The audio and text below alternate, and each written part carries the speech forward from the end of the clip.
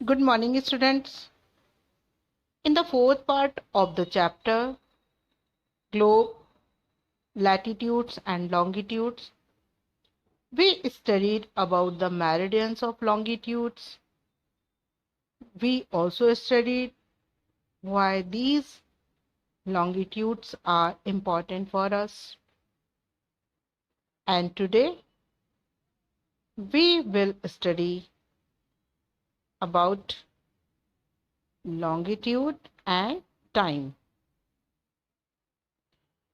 और आज हम इस टॉपिक में ये जानेंगे कि लॉन्गिट्यूड्स का टाइम से क्या रिलेशन होता है. So let's see. The best means of measuring time is by the movement of the earth, the moon and the planets. Time को मेजर करने के लिए जो सबसे ज्यादा अच्छा तरीका है वो है movement of the earth, moon and planets. हम इन सब के मूवमेंट से टाइम का अंदाजा लगा पाते हैं. जब अर्थ हमारी वन डे में 24 आवर्स में वन रोटेशन कंप्लीट करती है अपनी एक्सिस पर, तो हमें उससे डे नाइट का अंदाजा होता है और इसी से हम अपने टाइम का अंदाजा लगा पाते हैं. The sun regularly rises and sets every day. सूरज रेगुलरली राइज होता है और सेट होता है एवरीडे टाइम पर, यानी ये अपने टाइम पर रोज उगता है और रोज छिप जाता है. And naturally it is the best time keeper through out the world. और इसलिए ये सन हमेशा से ही हमारा टाइम कीपर रहा है, यानी कि उसे देखकर हम टाइम का अंदाजा लगा सकते हैं क्योंकि ये नेचुरली अपने टाइम पर उगता है और सेट हो जाता है फिक्स टाइम पर. Local time can be reckoned by the shadow cast by the sun. अब ये जो लोकल टाइम होता है इसका अंदाजा हम कैसे लगाते हैं? जो परछाइयां सन से बनती हैं उससे हम लोकल टाइम का अंदाजा लगा सकते हैं. वो हम कैसे पता कर सकते हैं? Which is the shortest at noon and longest at sunrise and sunset. अब इसको पता करने के लिए हमें क्या करना होता है? दोपहर के टाइम जो परछाई बनती है किसी भी चीज की, वो दोपहर के टाइम में सबसे छोटी होती है और शाम में जो परछाई सूरज की वजह से बनती है वो सबसे ज्यादा लंबी होती है. तो जब सूरज उग रहा होता है और जब सूरज डूब रहा होता है तो हमारी परछाई लंबी होती है. तो इस तरह हम दोपहर का, सुबह का और शाम का अंदाजा कर लेते हैं. When the prime meridian of Greenwich has the sun at the highest point in the sky. जब ये हमारा प्राइम मेरिडियन जो कि ग्रीनविच से होकर पास होता है, यहाँ पर सन हाईएस्ट पॉइंट पर होता है स्काई में. All the places along this meridian will have midday or noon. तो उस टाइम क्या होता है? ये जो जितने भी प्लेसेस हैं इस मेरिडियन पर यानी प्राइम मेरिडियन पर, वहां पर दोपहर हो रही होती है. कहने का मतलब है वर्ल्ड मैप में जो ग्रीनविच मीन लाइन है, अगर वहां दोपहर हो रही हो तो उस लॉन्गिट्यूड पर जितनी भी जगह होंगी वहां पर दोपहर ही हो रही होगी. तो इस तरह से देखा जाए तो जितने लॉन्गिट्यूड्स होते हैं उनमें टाइम सेम रहता है. तो इस तरह हम कह सकते हैं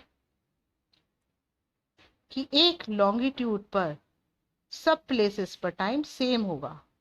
अगर किसी जगह में एक लॉन्गिट्यूड में दोपहर के 2 बज रहे होंगे तो उस लॉन्गिट्यूड पर जितनी भी जगह होंगी उनमें भी दोपहर के 2 ही बज रहे होंगे.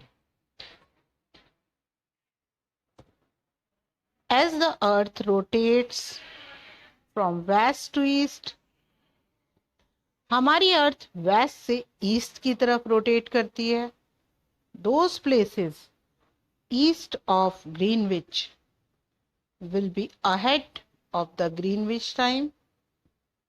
अब यहाँ पर टाइम को काउंट करने के लिए हमें ये देखना होगा कि वो प्लेसेस जो ग्रीनविच के ईस्ट में हैं वो आगे होंगे ग्रीनविच टाइम से. जो ग्रीनविच में टाइम होगा यानी जो प्राइम मेरिडियन में जो टाइम होगा वो ईस्ट में वो ग्रीनविच टाइम से आगे होगा. And those to the west will be behind it. और जो ग्रीनविच के वेस्ट में होंगे वो ग्रीनविच टाइम से पीछे होंगे. और इसका कॉज ये है कि हमारी अर्थ जैसे वेस्ट से ईस्ट की तरफ घूमती है तो ईस्ट में जो एरियाज आएंगे वो सन को पहले फेस करेंगे, इसलिए वहां पर मॉर्निंग पहले होगी. और जो वेस्ट का एरिया आएगा उसमें मॉर्निंग बाद में होगी. The rate of difference can be calculated as follows. अब जो टाइम का डिफरेंस है वो इसे हम कैलकुलेट ऐसे कर सकते हैं. The earth rotates 360 degree in about 24 hours. हमारी अर्थ 24 आवर्स में 360 डिग्री रोटेट करती है, which means 15 degree an hour. जिसका मतलब है 15 डिग्री वो 1 घंटे में रोटेट करेगी और 1 डिग्री इन 4 मिनट्स और 1 डिग्री 4 मिनट में रोटेट करेगी. Thus, when it is 12 noon at Greenwich, तो इस तरह अगर ग्रीनविच में दोपहर के 12 बज रहे होंगे, the time at 15 degree east of the Greenwich, तो वो टाइम जो कि 15 डिग्री ईस्ट की साइड होगा ग्रीनविच से will be 15 into 4 is equal to 60 minutes. 1 hour ahead of Greenwich time. तो इसको हम ऐसे कैलकुलेट करेंगे 15 into 4 is equal to 60 minute. यानी जो एरियाज ग्रीनविच से 15 डिग्री ईस्ट की साइड होंगे तो उनमें टाइम 1 आवर ज्यादा होगा ग्रीनविच से, विच मीन्स 1 PM, जिसका मतलब है उधर 1 बज रहा होगा. But at 15 degree west of Greenwich, लेकिन अगर हम 15 डिग्री वेस्ट की साइड ग्रीनविच से बात करें, the time will be behind Greenwich time by 1 hour. तो ग्रीनविच से 1 घंटा पीछे का टाइम होगा उस साइड. यानी वेस्ट में जो 15 डिग्री पर जो भी एरियाज होंगे उनका टाइम 1 घंटा पहले का होगा.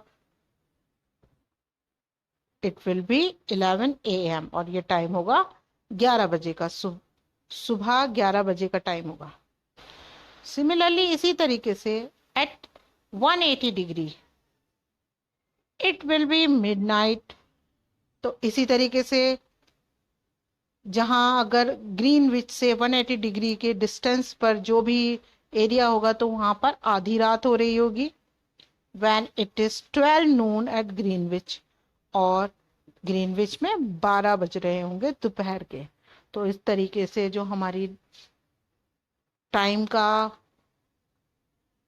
रिलेशन है लॉन्गिट्यूड से वो इस तरह क्लियर हो सकता है कि ग्रीनविच के टाइम में डिग्रीज के हिसाब से डिफरेंसेस होते हैं. वो अगर ईस्ट साइड है तो टाइम पहले का होगा, और अगर वेस्ट साइड है तो टाइम बाद का होगा।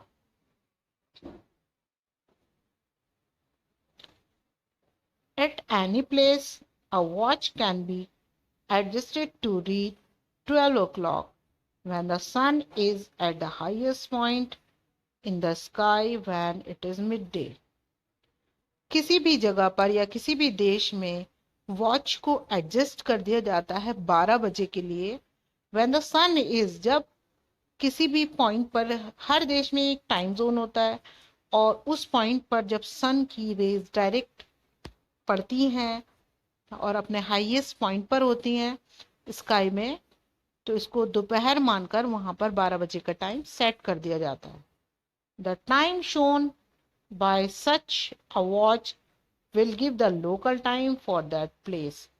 और ये टाइम उस पूरे देश में या उस पूरे एरिया में, उस पूरी जगह में ये मान लिया जाता है कि ये उसका लोकल टाइम है। यू कैन सी, आप देख सकते हैं, that all the places on a given meridian of longitude have the same local time. आप देख सकते हैं कि सब प्लेसेस पर एक लॉन्गिट्यूड में टाइम सेम ही होता है। इसका मतलब है अगर किसी लॉन्गिट्यूड पर दोपहर के 12 बज रहे हैं तो वहां पर सभी जगह 12 बज रहे होंगे, और अगर किसी जगह पर दोपहर का 1 बज रहा है एक ही लॉन्गिट्यूड पर, तो वहां पर सेम टाइम होगा। तो स्टूडेंट्स, हमने देखा कि लॉन्गिट्यूड्स की हेल्प से हम किसी भी प्लेस के टाइम जोन को अच्छे से समझ सकते हैं। So with this we have finished our part 5, and in the next part we will finish our chapter.